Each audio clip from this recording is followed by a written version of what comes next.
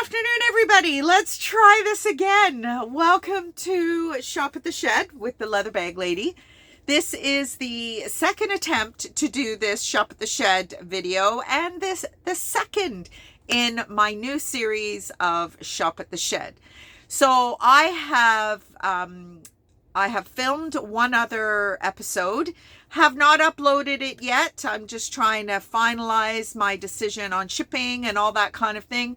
But I figured, you know what, the lighting is at a premium these days with it getting dark so early. So I thought I would take advantage of the brighter day and video my second episode. So the way this works is I will show you 5 bags 2 or 3 times a week. And these bags will be one name brand that you will easily recognize, potentially 2 more, maybe not. They may be unbranded. They may be a lesser known brand. Then I will show you a purse pound bag, which I will discuss more about when we get there. And then a small item, wallet, belt, something of that nature. These bags are listed on my .com, leatherbag-lady.com.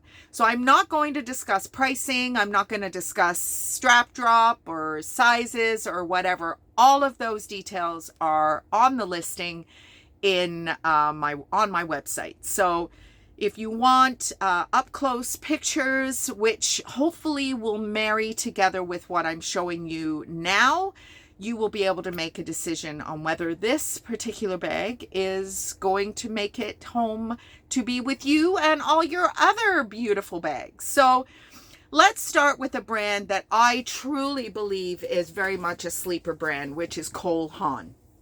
Now, I will give you a history piece if I know anything about the brand. Now, Cole Haan is a brand that I will pick up whenever I can. I find the quality is absolutely gorgeous, and it does not get the respect that it deserves. Now, Cole Haan has been around since 1928, which was absolutely a surprise to me. Who knew? They were predominantly a men's shoe brand in the beginning, and they actually had 3 names to their brand. Taft & Cole and Eddie Haan seemed to be the lead figures, but they were originally called Cole, Rude, and Haan. So I'm not sure where the Rude came into play. Nike was interested in purchasing this brand in 2012. For whatever reason, they did not complete the deal, but the Apex partners did, to the tune of $570 million. Now, that was 12 years ago, so goodness knows what's going on right now. So this is just little tidbits of history that will, maybe make the brand a little bit more relevant for you. So this is today's brand, Cole Haan. This bag is absolutely gorgeous. So let's unpack it. First of all, you've got this very Bottega Veneta front braided woven leather flap. You have an outside magnetic pocket. You have a shoulder strap, and you have an adjustable crossbody strap. The crossbody strap can be taken off, which I am going to do so that I can show you the rest of the bag without it flopping all over the place. A little bit of scratching on the metal here, but these bags are all pre-loved bags. I do my best to get you the best condition possible. I will never ever sell you anything that has rips or tears or broken zippers unless it is something special and it is disclosed to you. I will tell you everything. The pictures in my listings will tell you everything. I would much rather you be pleasantly surprised when you receive your bag than be disappointed that there's a bunch of damage that you weren't made aware of. So this bag is a beauty. The leather, a couple of little marks here. The leather is just gorgeous. There's your Cole Haan branding. Lift the flap. And here we go. Now this bag took quite a bit of stuffing. There is your interior. You've got a couple of equal size slip pockets. And then on the other side, you have a little key hanger, a zip pocket, and more Cole Haan branding. But this bag, there's a couple of little marks inside. I do believe there's just a little mark here. But overall, a beautiful, beautiful bag. Yeah, there is a little mark in the back. Let's see. There it is. Just a little blemish here.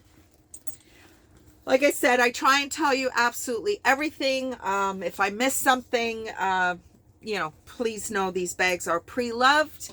Sometimes the leather is more prone to marking, which this lighter kind of blonde leather can be, kind of prone to that. This bag does have a finish on it, so that does protect it quite a bit. But that is bag number 1. So bag number 2 is Max New York. This brand kind of surprised me a little bit. I've seen these bags over the years, and to be honest, I haven't really been that excited about the quality, but this one in particular is absolutely gorgeous. Now, Max New York is a QVC brand, as well as being sold in multiple different retailers. But this bag, it reminds me of vintage Denier leather. So here in Canada, we have a local Canadian brand by the name of Denier now. It used to be Denier Leather. It was purchased in 2016. I don't want to go on too much about it because we're not talking about a Denier bag. But they're pre-going out of business, 2016, the quality was fantastic. And this is what this brand reminds me of. Beautiful black pebbled leather.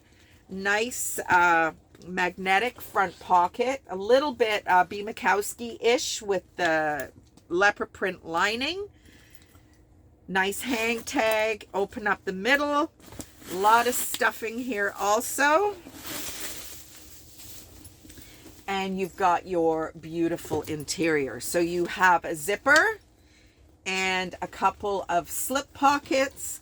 On the other side, you have a couple of slip pockets and another zipper. Now there is a little bit of discoloration on the base here, just a little strip. But other than that, it is beautiful. The base is gorgeous, some little feet, a real kind of slouchy bag. Now did the bag have the strap? No, I think this bag was missing a strap. So I've added one. It is the same color hardware. To me, that is the most important part when I'm adding a strap. If I can't match the hardware, then I will do my best to make it a color that is purposely an accent color. I very rarely will I match different hardware just for the sake of a strap. In most cases, I would rather not include the strap. Just because to me that just screams that it was missing, and I don't really like it very much. So that is our Max New York bag. It's beautiful. I really, really, really like this bag. And thirdly is this gorgeous Italian-made leather bag with a top handle and a shoulder crossbody strap. So this brand is Variel. Don't know anything about it, was unable to find any information other than it is a beauty and it is made in Italy. So let's unpack this bag. You've got your shoulder strap. There is no adjusting this strap. It is what it is. I'm going to take it off to make it easier. When I find these bags, 9 times out of 10, these straps are missing. Because unless you are using the strap regularly, it gets in the way and it's a pain in the ass. Now, this bag, I think I would use this more so than this, but that is personal preference. This bag, you flick your little thingamajigger up and open the flap, and let's see what we've got inside. A lot of stuffing on this baby too. Now, there is a little bit of damage inside. Will the lining come out? Yep. So there is a little bit of pen on the interior lining, but other than that, I don't even think this bag has been used more than a few times. The lining is still crisp. There is a couple of equal slip pockets, and then you have your branding, Variel, made in Italy, and a zipper pocket. So it's really difficult with pen. If it is like a nylon fabric, sometimes alcohol will take it off. But when it's more of a cotton lining, once you wet that pen mark, it just spreads. So I think I'm just going to leave this alone. I will do my best to refurbish whatever bag I'm offering. It doesn't have a dedicated gusset, but it does have a strong side panel, which will give you kind of a platform as a gusset. Beautiful bag. Really, really nice bag. I am very partial to the browns and mahogany browns. Not a lot of people are, for whatever reason. But this is our third bag of today. Finally, our last bag is this fantastic sack bag. So this is a brand that you will find in Winners, in Marshalls, TK Maxx. This is our large tote bag. This is my purse pound bag for today's sale. Purse pound, if you are new to this experience, I have a collection in my online store, leatherbag-lady.com, called the Purse Pound. And what this is meant to mimic is, like the dog pound, these bags are rescues. They have a little bit more damage than I would normally put in my sales. The pricing reflects that, and there we are. It is a bag that is kind of large and in charge. There is a little bit of like this exterior band has a few internal bends in it. I can't even find them now. Yeah, right here. There is a stitch that is coming loose. It is not broken yet, but it's there. And I think that is about it. The leather is very, very well worn in. I don't care about that at all. It's just, yeah, it has been used. And I just felt that it was a little too used to put in my regular sales, but the handles are in fantastic condition. It has a zipper across the top for your security. You can see where that edging inside the leather has cracked a little bit. It's not an external problem, but it is there. And let's take all this stuffing out. And if you are familiar with the sack bags, this is a very, very typical lining for them. There is some darkening. There is some glue residue, which happens in a lot of these bags. Zipper compartment, your branding. Some more slip pockets, and that is about it. There is a pouch on the back. Now, this brand I find really interesting history-wise. So this brand is Mark Tolucci and Todd Elliot. These were two university buddies who decided that they were gonna travel to Bali and they were just gonna start their post-secondary or post-university education with some travel. And whilst they were traveling, they realized that there were some amazing, amazing goods that they thought would transfer to their U.S. People, I guess. So they started importing just homewares, housewares, that kind of thing. And then they noticed that the locals were using these kind of straw, mat, and leather combined, kind of like pasted together bags. And they fell in love with them. And they created the original the sack, or Elliot Luca. They do have another brand within their original brand. Elliot Luca, combination of both their names, is a little bit more dressy, a little bit more upmarket, but they started to sell these grass mat and leather kind of backpacks. They were backpacks, yeah. It was their first bag. And 1994, they were just flying off the shelves. Now, I tried to Google an original image of these bags, but I couldn't find it. But that is the sack. The sack is hit and miss. I find that the lining on the sack is, if anything, the first thing to let go. Now, there's nothing wrong with this lining other than that little bit of staining. And you've got your two colors. I am a brown. I love brown leather. I don't know why it doesn't. When I was selling my bags in person, brown really wasn't what people wanted. But brown leather, it's so classic. It's so traditional. And to me, it just screams quality. So this is my purse pound bag for the day. There will be always one purse pound if I have it.